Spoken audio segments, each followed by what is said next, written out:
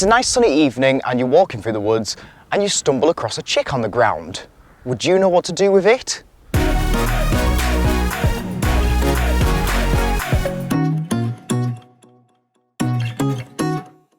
With bird of prey breeding season just round the corner, I wanted to discuss what you should do if you find a wild bird of prey chick outside of the nest. Unfortunately, nature can be cruel. It's all just part of natural selection and the balance of the ecosystem. Chicks fall out of nests for multiple reasons. Whether it's a hawk, falcon or an owl, sometimes they need our help. And while I would love to say that we shouldn't get involved, sometimes we just can't help it. Before we discuss what you should do with a chick out of the nest, we need to attempt to work out what kind of bird of prey it is and how old it is. It's important to try and determine what kind of bird it is, as they all live in different environments with different styles of nests. A sparrowhawk chick needs a completely different kind of nest to a barn owl chick. And there are around 20 different species of bird of prey native and breeding here in the UK, including 5 species of owl, a couple species of eagle, buzzard and hawk, 4 species of falcon, harriers, red kites and ospreys. And the majority of these species are currently listed as amber in terms of conservation status. Okay, so to be able to help a chick, you don't need to be an expert on identifying British birds of prey, but there is a certain amount of common sense to it. If you find a chick in a Derbyshire woodland, it's not likely to be a golden eagle. If you find a chick in the Outer Hebrides, it's not likely to be a marsh harrier. As this is not a video on identifying bird of prey species, we're just going to focus on the more common ones you would likely come across. So we can break it down into a few different environments. If you find a chick in a set of woodland, it's likely to be either a tawny owl or a sparrowhawk. If you find a chick in a more open field under a tree, then it could be a kestrel or a barn owl. If you find a chick at the bottom of a cove or a cliff, or even by a tall building in a city, it could be a peregrine falcon. There are a number of ground nesting birds of prey here in the UK, so if you stumble across a chick on a moorland or wetland, it's probably worth checking if there are known ground nesting birds in that area. Next, we need to take a look at the chick's age. It's important to try and work out the rough age of the chick, as this will also determine what you should or shouldn't be doing with that chick. Bird of prey chicks are altricial, meaning when they hatch from their eggs, their eyes are sealed shut, and they do not have any of that soft fluffy down you see on a duckling. They're basically just little pink wrinkly balls, unable to do anything for themselves. Within the first week, their eyes usually open and they will have grown some of that soft down. It's usually either grey or white in colour with a bird of prey. And this is the sort of state that they will stay in for roughly the next 6 weeks, although it is slightly different for each species. The first adult feathers to grow are the tail and wing feathers, because this allows the chick to become mobile. With some species, they then enter a stage we call branches. This is when they begin to hop from branch to branch around the tree, not yet able to take on full flight, but big enough to hop around the tree. And this is typically tawny owls.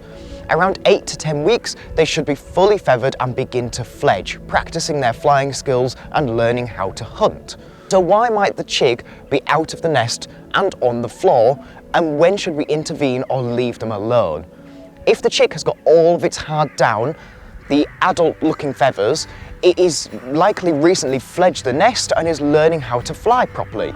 Before leaving the nest, they have not had a chance to build up some really good flight muscles. So it may just be taking a break. From a distance, try and observe the posture and behaviour. If the bird is stood upright with its wings nicely tucked away and just having a look around, it's probably okay.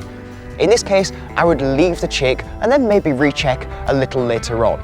If the chick is not standing upright, or if the wings are dropped and hanging by the side, or if the beak is wide open and you can see the chick visibly panting, again, I would observe from a distance to begin with for a while, and if there is no improvement, then you may need to intervene. But if the chick doesn't have all of its hard down and is still covered in that soft, fluffy down, or even completely nude, there may be 2 situations here. Either the chick was in the brancher kind of stage and has fallen, or something else has occurred to cause that chick to be out of the nest and on the ground. Slowly and quietly approach the chick and try to give the chick some form of visual health check. Look for any visible signs of injuries, note the chick's posture and behaviour. If you can get up to the chick and pick it up, be careful of the feet and the beak. It may only be young, but beaks and talons can be dangerous weapons at any age. Once you have hold of the chick, again, perform a more thorough health check. To make sure you check everything, just think of starting at the very top and working your way down. So check the face and head, moving down check the body, check the wings, check the legs and the feet. If the chick seems okay, the best thing to do would be to try and return it to the nest. Many people believe that if you touch a chick, the mum will reject it, and it's just not true. Birds of prey have virtually no sense of smell, and so if her chick is returned to her nest, providing she wasn't the one that rejected it in the first place, she will continue to care for it. To return the chick to its nest, it's important to try and identify what it might be to help you work out what the nest will look like. Many of the commonly found birds of prey here in the UK will nest on either a ledge or a hollow in a tree, or even a man-made nest box. But some birds, such as sparrowhawks, will make a more traditional looking bird nest. The nest is likely in the closest tree, as it's unlikely the chick will have travelled far. If you can locate the nest and it is a reachable distance, using a ladder, quietly and carefully return the chick into the nest. In this scenario, I personally would return to the nest every couple hours just to check the chick has not appeared on the ground again. If you do return and the chick is back on the floor, it likely means it was on the floor in the first place due to the mum rejecting it. So, what should you do if you cannot find or sensibly reach the nest, the mum is rejecting the chick, or the chick appears injured in some way? Firstly, I would make a note of exactly where you found the chick. Once in the hands of a professional, they may be able to return it to the nest. Then find some kind of container, a cardboard box, a cat carrier, just something with solid sides so the chick can't see out of it. And place a towel in the bottom, and if you need to, place a towel over the top too, to keep it nice and dark. If the chick is very obviously injured, I would get the chick to the vets immediately. Try to find an exotics veterinary practice or one that deals with birds. If you're unable to get the chick to the vets for some reason or cannot find an appropriate vet practice, the next best option is to get the chick to some kind of rehabilitation centre. Using Google Maps or just searching straight on the internet, try to find a wildlife rehab facility nearby and give them a call. If they will accept the chick, then take it straight to them. If you're unable to find either a vet or a wildlife rehab centre, try to find a local falconry centre or bird of prey business. Falconers who work with and own their own birds of prey will most likely have a lot more connections and contacts and experience with dealing with this kind of stuff. And even if they won't take the chick themselves, they will likely have some ideas on what you can do with it. So what shouldn't you do? Do not attempt to feed the chick. There seems to be a common thought that the chick needs feeding. It doesn't. It is likely in a lot of stress and they have a very specific diet, and so attempting to feed the chick will likely just force more stress into the situation. Do not take the chick home with the intention of nursing and raising it yourself. Birds of prey imprint. As an altricial chick, their imprinting doesn't happen in a very young, brief stage like it does with something like a duckling. Birds of prey imprinting happens over a longer period while the chick is growing up. If you attempt to raise the chick yourself, it will imprint on you and then it will not be suitable for release back into the wild once fully grown. Here in the UK, without proper documentation from a veterinarian, it is illegal to keep a wild chick. But don't let that panic you.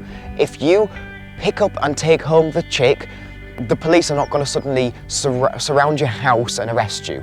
You have 15 days under something called a general license to keep the chick, giving you time to return it to the nest or find somewhere more suitable like a vet, a rehab centre or a falconer. And don't let the word license panic you either. You don't need to go and start getting yourself a license. Weirdly, here in the UK, you don't actually need a license for a general license, as long as you act according to the license regulations. Another thing you should not be doing is passing the chick over to certain animal protection charities. This is likely what most people would assume is the best thing to go and do, but unfortunately I don't have much confidence that that chick would survive on and become a thriving adult bird. Just let those charities deal with dogs and cats. Hopefully that will give you some useful knowledge on what to do if you find a wild bird of prey chick. If you have found this helpful and would like to support some wild British bird of prey conservation, then please take a look at our conservation page of our website. The link is below in the description.